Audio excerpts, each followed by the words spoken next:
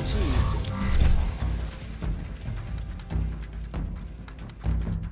Welcome back to Kamikaze Overdrive MMA Predictions. As always, I am your host, Scott Johnson. And on this episode of the show, we're taking a look at the upcoming UFC on Fox 12 event, which will feature 4 main card fights, which I'll give you my predictions for. The event goes down July 26th. All of my preliminary predictions will be available at kamikazeoverdrive.net. I'm coming off an okay, not that great showing at Ultimate Fight Night, or UFC Fight Night 46.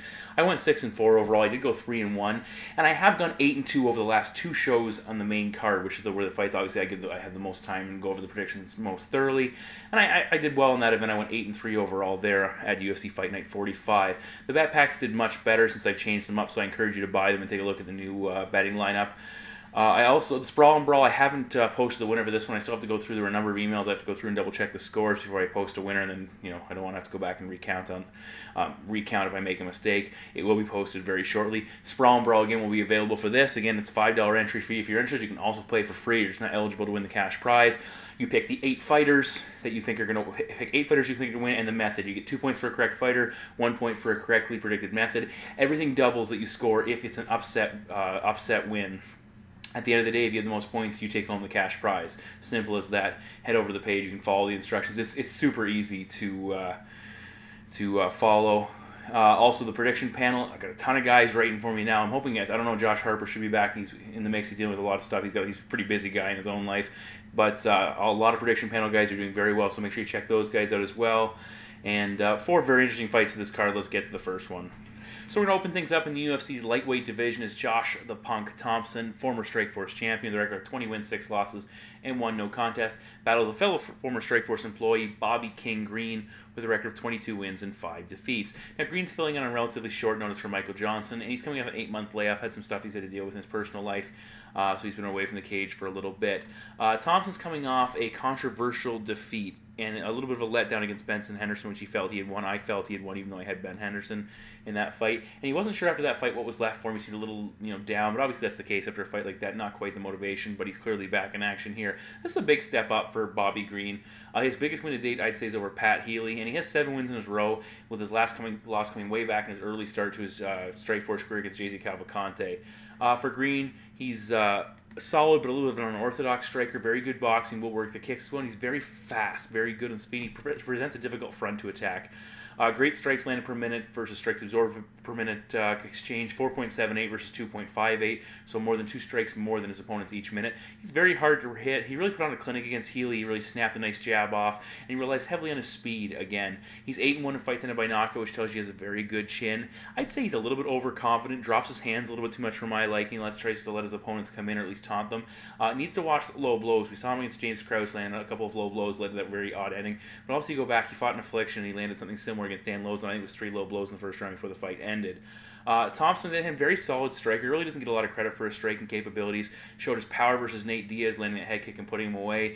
5-1 in fights ended by knockout overall. Decent work rate, not on Green's level, but again, consider he's been fighting in a much higher level of opponent, a higher caliber opposition, and he limits his opponents to under 2 strikes per minute, which is pretty solid considering who he has been facing. Very good kicking game, mixes up his strikes very well, good variety, uses a lot of movement in and out. Again, hard to time, hard to attack because he keeps moving, doesn't stop his motion. Now, Green should be the faster opponent, but the gap won't be nearly as big as it was when he fought Healy and looked so quickly. Healy was very plodding and very easy to hit. That won't be the case here, as Thompson will be able to keep up with Green. Maybe not quite to the extent, but still he's a veteran fighter. He'll do just fine. Now, one thing to keep in mind, Thomson did break his hand against Ben Henderson in that fight, which limited his striking game. And again, if that happens, his breaks tend to occur multiple times and reoccur. If that happens in this fight, especially early on, that'll really limit his striking ability. Now, that's the thing. I don't expect this fight to spend a ton of time on the feet. You look at the mat. Green's had success grappling. He was okay against Pat Healy, especially early on. He defended 7 of Healy's 9 takedowns. He landed a couple of his own, which was pretty solid. He's a BJJ blue belt, 9-2 in fights ended by submission, and he did submit Jacob Volkman, albeit after Volkman was extremely exhausted. Prior to Volkman gassing out, Bobby really struggled with Volkman's wrestling, and that's something to take note of. He was taken down throughout the fight at all points. Even when Volkman got tired, Green did have success reversing the position. Early on, it was all Volkman, simply outclassed him. He was controlled. He survived those early exchanges and eventually turned it in his favor. Flipping over to Thomson, he's a black belt in Guerrilla Jiu-Jitsu, NCAA Division III wrestler, 9 wins by submission. He's never been tapped out, which tells you how good this guy is on the ground. He has lost some ground-based fights. Tetsuya Kawajiri got the better of him fighting over in Japan. JC Cavalcante also had an excellent fight against him that was a little bit questionable, the outcome of that one. For Thomson, good takedowns. He had a smothering top game. We saw him do it against KJ Noons, absolutely dominated Noons on the mat. He took Benson Henderson down 4 times. He had a lot of success against Benson in that matchup on the mat, which a lot of people did not anticipate. He seemed to be the stronger of the two fighters on the ground, which is really shows you how good Thomson is on the mat. When you look at Green, he's very confident. He's making a big step up in competition. He hasn't faced anyone really close to Thompson's level. He has struggled against good grapplers before. Jacob Volkman, JC Cavalcante had a lot of success against him early, and he was gassed in the third from the Healy, the pressure of grappling and defending the grappling, and the push from Pat Healy. Thomson needs this win. If he loses this fight, pretty much he's never going to get a shot at the title. I think he needs this win. I think he gets it. My prediction is Josh Thomson to defeat Bobby Green by decision. Fight number 2 on the night takes place in the UFC's featherweight division. Is the number 7th ranked Clay the Carpenter Guida, 31-11, a longtime UFC veteran. Takes on Ultimate Fighter finalist number 11th ranked Dennis the Menace Bermudez with a record of 14 wins and 3 losses. Big fight for both men here. Bermudez on a significant roll since losing the tough finale to Diego Brandao. Guida, on the other hand, 2-1 since cutting the featherweight. That's only lost to arguably the second best featherweight on the planet in Chad Mendez. This is a wrestler versus wrestler matchup. It could cancel each other out. I really don't anticipate that being the case, though, here. If it does, Bermudez would appear to be the better striker. Simply has the better striking numbers. Let's start with that. Bermudez overall 4 wins by knockout, compared to Clay Guida, who has 4 wins by knockout as well, but Clay's fought considerably more fights, which means his knockout percentage at least is far smaller. Bermudez lands more strikes per minute, more than 2-1 compared to Clay, but also gives up more strikes per minute by almost 1 more than Clay, so he dishes out a lot of damage. He absorbs a lot of damage.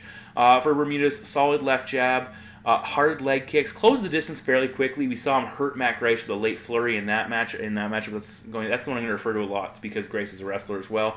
He had trouble, though. One thing on the feet, he had a lot of trouble with the range of Max Holloway and a little bit of Grice as well, which gave him some difficulty getting in with consistency and landing big strikes, especially early on in those bouts. And keep in mind, Clay Guida likes to work from distance, uses a lot of movement, and guys can find it difficult to attack. Remember how confused and the struggles attacking Rory Gomi had to engage him because he just couldn't figure out the movement of Guida. Now, when you look at Bermudez, he was getting tagged in close. Every time he tried to close the distance against Grice landed some big shots, rocked him with a big left hook. And one thing with Bermudez as well, he always seems to get hurt in fights. He always seems to walk into a shot, a knee, an elbow, a kick, a punch, always gets dropped, always has to survive, a little bit of turmoil in the opening round, and seems to, clearly he's on a significant winning streak, always seems to rally about, but eventually that's going to catch up with him at some point. For Clay Guida, 1 loss by knockout, and that, of course, was the loss. That was the loss against Chad Mendez. Caught by the right hand during a big exchange and series of follow-up punches along the cage, finished him off. Mendez hits like a truck, really no shame there. Forward to see Clay go down. Clay likes to brawl on the feet, uses a lot of movement, likes to disguise the attack with that movement, that crazy hair, even though he seems to be trying to tighten it down a little bit. Hard for his opponents to get his timing down. His rhythm is so frantic, it's very hard for his opponents to time him and land big shots. He's not known for his striking power, as I mentioned before, but he did rock Tetsuya Kawajiri, the big overhand right in the opening moments in that fight, really dropped him, really caught a lot of people off guard. One thing Guida seems to have gotten back to that style of moving forward constantly, keeps the pressure on, he's a more aggressive featherweight after taking some criticism at lightweight. For Bermudez, he simply hits harder and he's better technically, but Guida's pressure and brawling style and really unorthodox approach to striking could really negate a lot of what Bermudez does well on the feet. On the mat, Guida was taken down by Chad Mendez, and he was also taken down by Tetsuya Kawajiri, so he can be taken down. But he's very hard to control, very hard to limit. And conversely, when he fought Kawajiri, who's known for some of the best wrestling in the division, he had a lot of success taking Kawajiri down on the mat. He worked well in the clinch in that position. He simply got the better of Tetsuya on the mat, and that was very impressive. A lot of people did not see that coming. He showed good sub-defense in the past against guys like Hatsu Aoki, Kawajiri, and Chad Mendez, which is something you'll have to watch over as Bermudez isn't afraid to try and attempt a submission. He works his takedowns along the cage, and this is one of the key parts of this fight. Guida doesn't just shoot from the outside. He likes to back guys into the cage, latch onto a single leg, or pull, go in for a double and pull their hips out and turn away from the cage, and he just keeps driving. That's where he gets a lot of his takedowns from, instead of shooting from the outside. He's also very good in scrambles, and he turns position in his favor a lot of time from those crazy turmoil positions. 15 wins by submission overall, so he's very capable of submitting guys in the mat. 6 losses. Bermudez 2-3 in fights ended by submission. 3 submissions, counting for almost 75% of his losses over his career. And now, when you look at going back to the Bermudez-Grace fight, then Bermudez was having a lot of trouble keeping Grace off him along the cage. He kept staying in front of him, sitting right there, which made it easy to put in the cage where Grace could do some damage and control him. Grace pushed him to the cage, sucked his hips out for a takedown, and landed a couple of takedowns using something similar to what Clay Guida is going to attempt in this matchup. The reason Bermudez has such a high takedown defense and is usually good at it, because a lot of his opponents will shoot at him from the outside, and Bermudez uses a very strong sprawl, has a good headlock, will go for the power guillotine or drop for just a regular traditional style guillotine. But TDAs against the cage that Clay likes to attempt are going to prevent those opportunities for Bermudez to line up, because he won't be able to kick back against the wall, because the wall will be there. Against Grace, until he started hurting him and Grace started to slow down a little bit, he was losing that fight, I think. I think Grace was really giving it to him. And then consider, other than fighting Grace, he's never really fought a big wrestler. He fights all these tall, lean guys that he can muscle around, guys like Jimmy Hedda, Steven Siler, Max Holloway, and Pablo Garza, these guys that he can really get the lower base on and put them on the mat. That will be the case with Clay Guida. And if Guida was able to out-muscle Tatsuya Kawajiri on the floor, I think he'll be just fine against Dennis Bermudez, even though Bermudez is a hulking individual. I think the frustrating style of Guida is going to force Bermudez into making some mistakes, cost him some positions. Potentially Guida could land something big. But my prediction is Clay Guida to simply outwork Dennis Bermudez and defeat him by decision. In the co-main event of the evening, number 5 ranked Anthony Rumble Johnson, 17-4-0, battles returning Antonio Rogerio Nogueira with a record of 21 wins and 5 losses. Now, Little Nog's coming off a 1.5 year layoff for Johnson. He's coming off a pretty tidy upset win over Phil Davis that really put him into title contention, or at least the top rankings. As you can see, he's ranked number 5 now in the division. Rumble's 5-0 since moving up to light heavyweight. Hard to believe this guy formerly competed at welterweight. He's such a massive individual. He'll have a 3-inch reach advantage in this fight, and he should be physically the larger man when they've both got back to their natural weights. Johnson's striking is vicious, and that's where he's going to want to keep this fight. Very aggressive, throws with incredible power, 11 wins by knockout. He nearly TKO'd Andrei Arlovsky, who's an incredibly large heavyweight. He nearly put him down and knocked him out. I know there's the chin issues, but Arlovsky's not, he's still a heavyweight, still a big man, and Johnson nearly put him down. Arguably the best weapons for Johnson are his kicks. That's not taking anything away from his hands, but his kicks are a massive player in his fights. Throws hard leg kicks, which can really take the spring out of his opponent's attack. He will go to the body, but his head kicks are brutal. Stopped Kevin Burns, Charlie Brenneman, and Jake Rochalt. I know those aren't big names, but still, there's something to watch out for. His hands are equally as dangerous. I still like the impact his kicks throw, but his hands are very dangerous as well. Hits very hard, one-shot go-home power. We saw him stop Mike Kyle, also DJ Linder, and since moving up to light heavyweight, again, he dropped Andrei Arlovsky the big shot as well. Now, Little Nog, he's no slouch in the striking department either. He comes from a boxing background. He represented Brazil in the South American Games as a boxer. 6 wins by knockout, including Luis Kane, Tito Ortiz, and Vladimir Matyushenko, so some names certainly there. He has a nice stepping knee that he put down Tito with. He should look to try and come with something like that as Johnson comes forward, and that's something we'll talk about in a moment. Not a huge work rate for Nogueira, 2.29 strikes landed per minute. Doesn't really overwhelm guys with his volume. He has decent footwork, but he's not overly fleet of foot, and that's an issue. But he does limit his opponents to less than 2 strikes per minute, and that's going to be a key. The more you can limit Rumble Johnson from landing, the better off you're going to be. The one thing with Nogueira here, he needs to find a way to get Johnson's respect and keep him from coming forward and closing that distance with reckless abandon. I don't know if he needs to flash that lead jab and just keep pumping it in Johnson's face. Again, like I mentioned before, that knee to the body, if you can catch him with one of those, that's going to stop Johnson a little bit as well. When Nogueira fought Rashad Evans, he won the fight, but it wasn't as much what Nogueira did, it's just what Rashad didn't do. He did less. Nogueira didn't do that much. Rashad just did less and allowed Nogueira to walk away with that matchup in uneventful fashion, I guess we could say that. And that's something I don't think Rumble Johnson's going to do. If he was willing to walk forward against Phil Davis, he's going to walk forward here as well. On the mat, though, Nogueira's a BJJ black belt. 6 wins by submission, never been tapped out. Good defensive wrestling. When he fought Phil Davis, he made it very hard for Davis to take him down. And at that time, Davis was taking everybody down. But not great offensive wrestling from Nogueira. He's under a takedown per fight is what he averages, so that's something to be concerned about. Davis found it very difficult to put Johnson down or even get into position to try. He went 0 for 8 overall, and Johnson's physicality just made it almost impossible for Phil Davis, a very good, very talented, very strong wrestler, to get his wrestling going. And that's something that's a concern for Nogueira, who's going to want to try and make his submissions part of this game, his grappling part of this matchup. Johnson comes from a wrestling background. 3 of his 4 losses though have come by submissions. Again, that's why I'm saying Nogueira wants to get that submission game into this matchup. Johnson's really not known for his offensive wrestling since moving to light heavyweight. He has taken guys down and smothered them before. We saw him do it against Dan Hardy back at welterweight. Also at the catchweight bout against Vitor Belfort, he put him on his back early and got those really weird stand-ups. He will need to be very wary of Nogueira on the mat if it does go there. Even after a knockdown, he can't be careless and rushing because Nogueira could catch him off his back.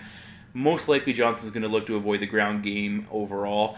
The cardio for Rumble hasn't been an issue since moving to light heavyweight. He beats both Andreas and Phil Davis with little drop-off, going the full distance in both those fights. He's physically not drained. I think it's probably something that's most likely in his past until it shows up again, if it ever does. To me, again, I said Nog's going to struggle to get in this position to use his BJJ. His lack of speed is going to make him very hittable, and the ring rust could potentially get him off to a slow start. Johnson is an incredibly fast starter. 7 wins in the first round. I think Johnson's going to land something big. Look for him to maybe attack the legs, take away the limited movement Nog has with the leg kicks, maybe go upstairs with a head kick. Either way, my prediction is Rumble Johnson to defeat Little Nog by knockout.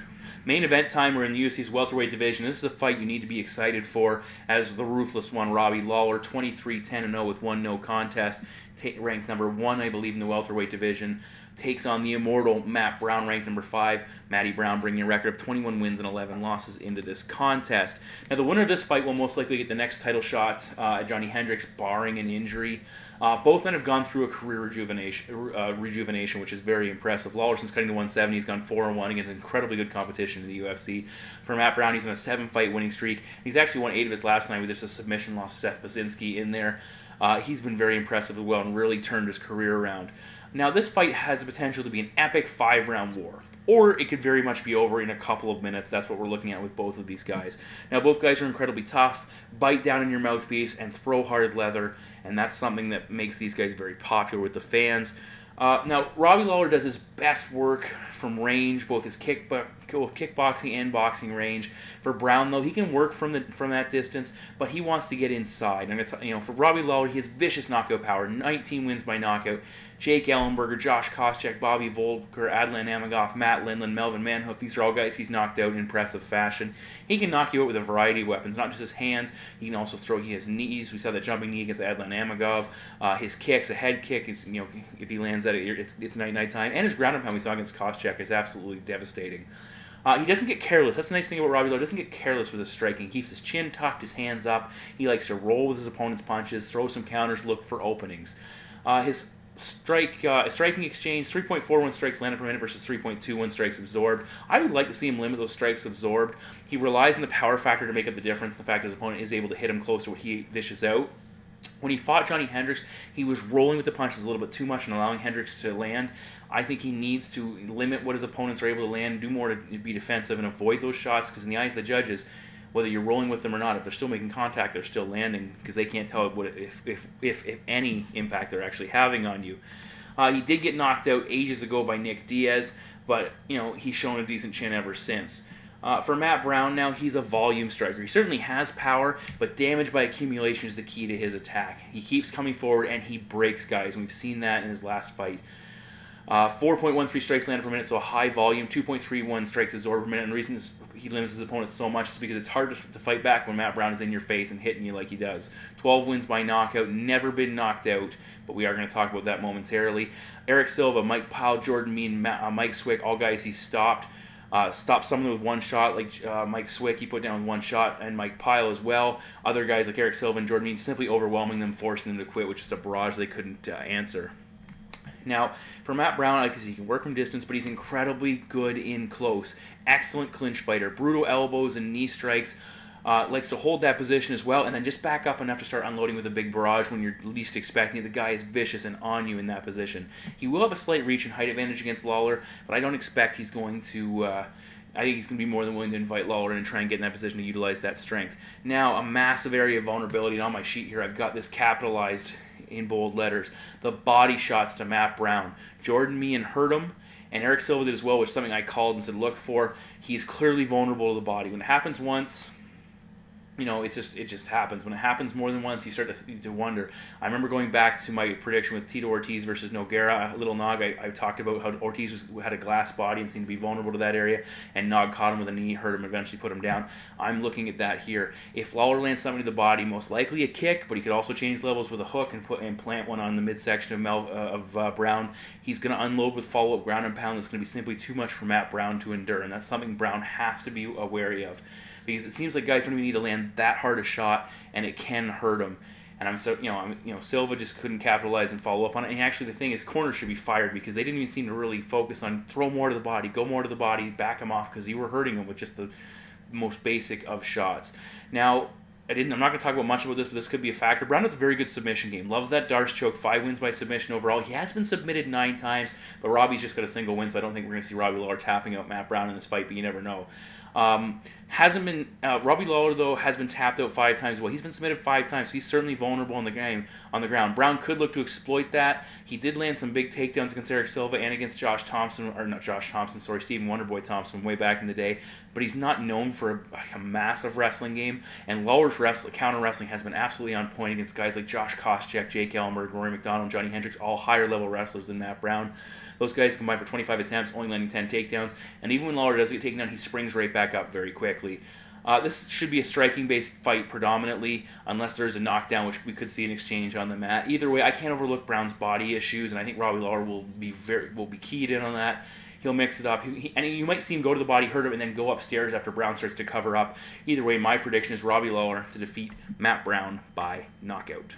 So this is a longer show. Again, even though I only got 4 fights, I put a lot into the predictions. I had a lot of chance to review fight footage. We'll see how it turns out. 4 very interesting fights. I'm very much looking forward to these. Certainly consider buying the bet packs. I've had some success lately, and again, I'll hopefully be able to turn it around again. My preliminary predictions probably won't be as long because it's a busy week for me, and I'm looking forward to the break we've got now with the cancellation of UFC 176. But either way, please check out the prelim predictions. Please check out the panel. Consider entering the Sprawl and Brawl. Even if you play for free, it's still fun to be able to say, oh, look how I did. I actually beat the guy who won the contest overall. So consider that. There's a lot of good stuff going on in the MMA world that I'm really looking forward to. And as always, thank you very much for listening.